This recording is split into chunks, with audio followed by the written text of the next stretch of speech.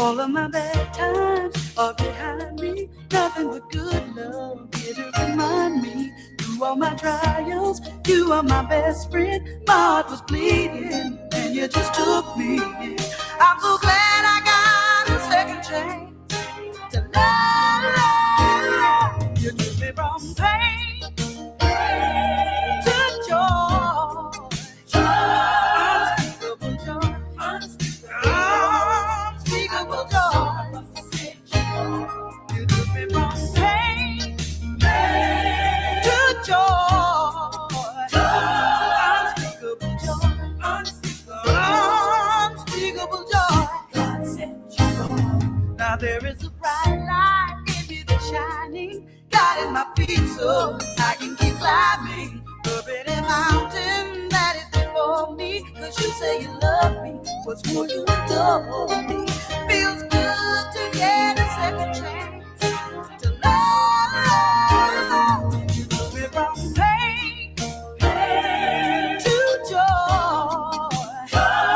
Unspeakable joy. Unspeakable joy.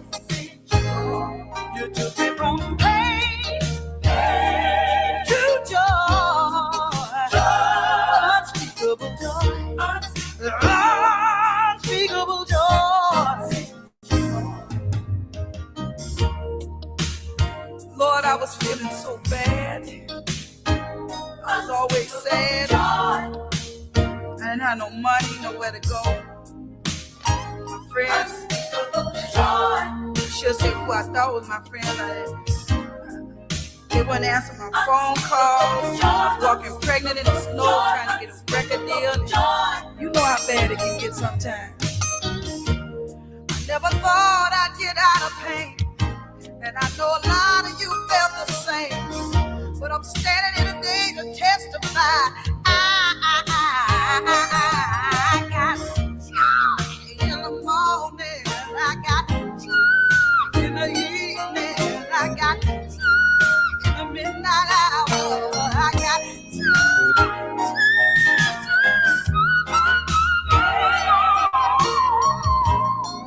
so much joy. I got so much joy. See, one day I was walking along the street with my head down, so low. This brother stopped me, pat me on the shoulder, and told me it ought not to be so. He took his little head and lifted up my chin. And to tell you the truth, I've been looking up ever since then. I ain't seen my feet since I don't know when. I got joy in the morning. I got joy in the evening. I got joy.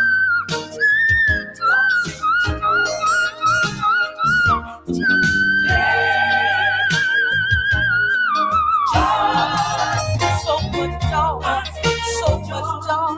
I know the Lord must have sent you. Oh, I hope I never have to say my pain again. And somebody ought to say amen. Amen. Amen. I said it feels good to feel good. It feels nice to feel nice. I knew you were looking out for me, Lord. But sometimes it just got so hard.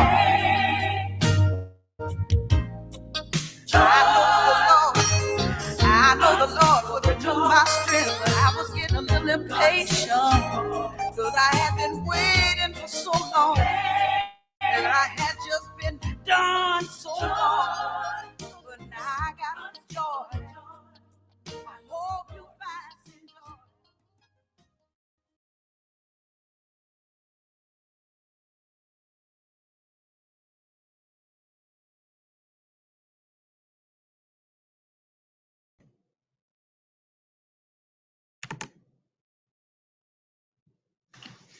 Testing 1 2 1 2 1 2, bitch.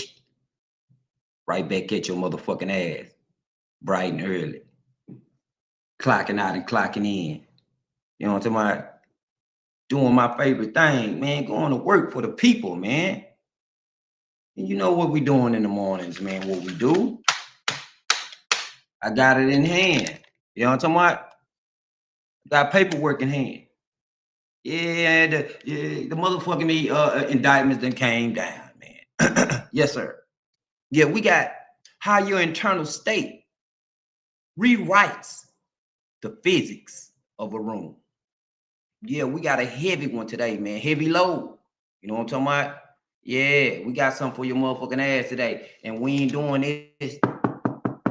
No, sir. We coming through your door with an NBA shoe size motherfucking foot. Yeah. Stepping on lies, falsehood, bullshit, manipulation. Stepping on that shit with wisdom, knowledge, truth, and understanding, veracity. Yeah. You know what I'm talking about? Standing their own business. You did? And who we do this for? We do this shit for the roughly 25%.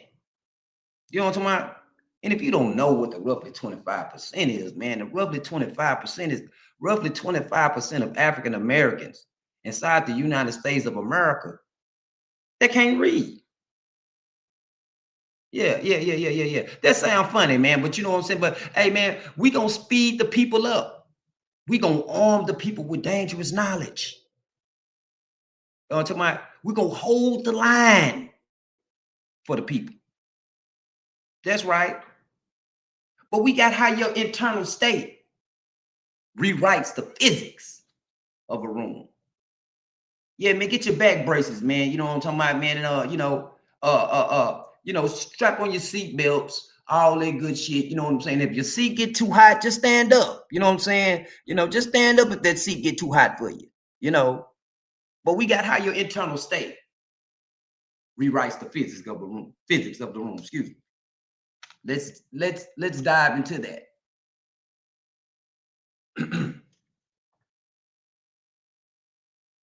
How your internal state rewrites the physics of a room.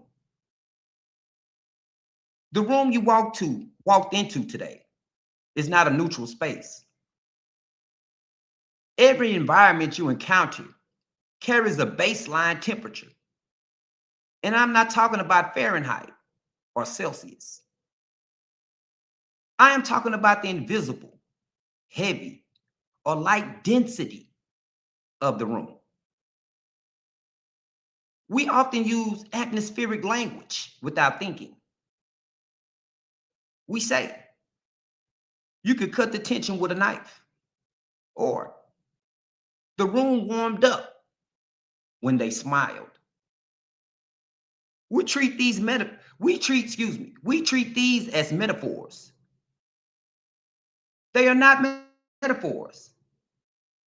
They are literal descriptions of spiritual and phenomenological realities.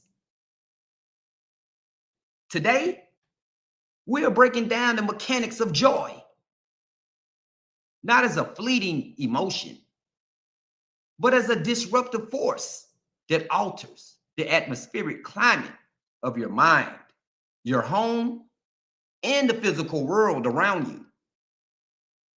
This is how your internal state rewrites the physics of a room. To understand how joy changes an atmosphere, we have to look through the lens of phenomenology, the study of conscious experience as it is lived from the first person perspective. Philosophers like Edmund Husserl and Maurice Merleau-Ponty argued that we do not experience the world as detached observers looking at an objective screen. Instead, we exist within what is called a phenomenological field.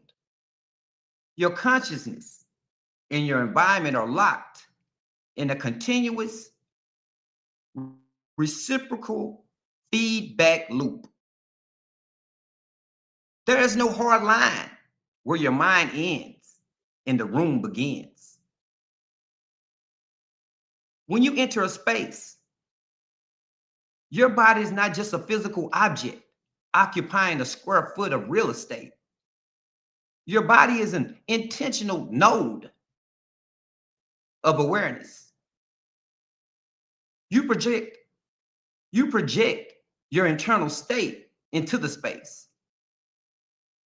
And the space projects its state back into you. Think about what happens when you are trapped in anxiety, grief, or anger. Your phenomenological field contracts. The world physically feels smaller, darker, and heavier. The horizon closes in. Your perception narrows to immediate threats. This eternal contraction alters your bodily presence, your muscle tension, your breathing, your micro movements. You begin to radiate a cold, defensive density. This is what we call a cold atmosphere. It is the physical It is the physical manifestation of a contracted, protective consciousness. Now, let us overlay this philosophical framework with spiritual reality. In many sacred traditions, joy is not a reaction to good circumstances. Joy is a fruit of the spirit. It is an underlying state of being anchored in a transcendent source. Scripture states that the joy of the Lord is your strength. In the original Hebrew context, that word strength is ma'as, which means a fortified place, a rock, or a stronghold. Joy is a defensive and offensive fortress. It is a baseline setting that refuses to negotiate with external pressure. When you operate in divine joy, you are operating from a place of spiritual fullness that does not depend on the environment to feed it. Check. Most people enter a room like a thermometer.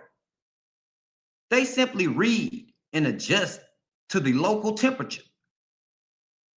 If the room is angry, they become defensive. If the room is cold, they freeze up. But when you are anchored in spiritual joy, you enter the room as a thermostat. Check. You do not read the temperature. You set it. Spiritually, joy is a high frequency vibration. It is light, expansive, and moving. Where fear constricts, joy expands. Where despair solidifies and freezes, joy melts and flows. How does this internal spiritual state change the actual felt temperature of a room? Let us bridge phenomenology and spirit together. Check. Think about the phenomenon of lived space. When you carry authentic, deep-seated joy into a hostile or stagnant environment, you are introducing a radical anomaly into that phenomenological field. Your presence refuses to validate the coldness of the room. You disrupt the shared expectations of gravity. As you speak, move, and breathe from a place of joy, the intentionality of your consciousness begins to push against the boundaries of the room's current atmosphere. You break the collective agreement of negativity. Consider the difference between the freeze and the thaw. A room filled with tension is literally frozen. People are holding their breath. Their shoulders are high. Their gazes are locked or averted. The social climate is icy. Joy acts as a spiritual and psychological heat source. When you express genuine joy, you invite others to expand their own contracted fields. Their laughter, your ease, and your unshakable peace crack the ice. Check. Phenomenologically, the other people in the room can no longer maintain their isolated, frozen state, without conscious effort. They are forced to engage with the warmth you are radiating. The atmosphere literally lightens. The perceived weight in the air lifts. The emotional and spiritual temperature rises because you have introduced the dominant energy that refuses to be conquered by the chill of the room. Check. You have overridden their freeze response with the frequency of total liberation. This is not just psychological comfort. The mind and body are fully integrated. When the when the spiritual atmosphere changes from cold hostility to warm joy, physical biology follows. When people are in a warm, joyful atmosphere, their nervous system shifts out of a fight or flight sympathetic state and into a parasympathetic state. Excuse me, I know I told that word up. Of rest and connection. Vasodilation occurs. Blood vessels expand. Blood flows freely to the extremities. People quite literally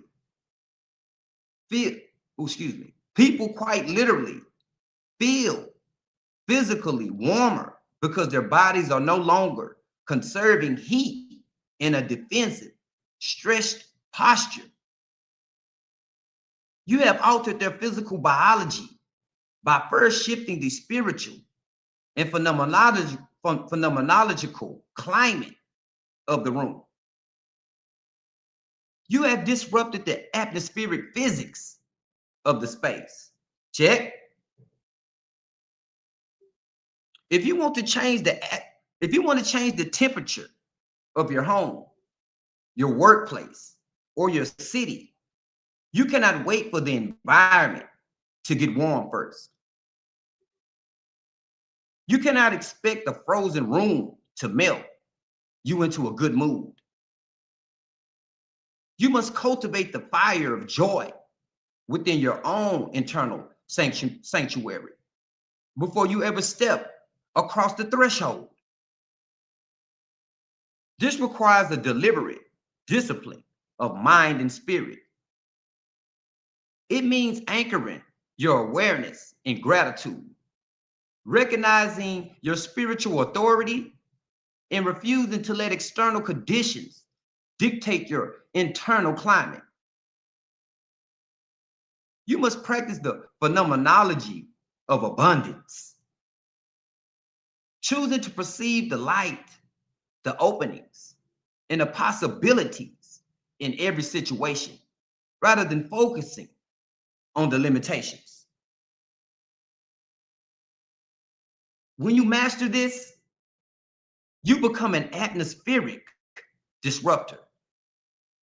You can walk into a room thick with depression, a meeting paralyzed by fear, or a home fractured by conflict, And simply by occupying your space with uncompromised, radiant joy, you will watch the ice begin to break. Excuse me. You will watch the shoulders drop, the breaths deepen, and the temperature rise. You have the power to change the climate. Stop letting the world freeze you out and start melting the world with the power of your joy.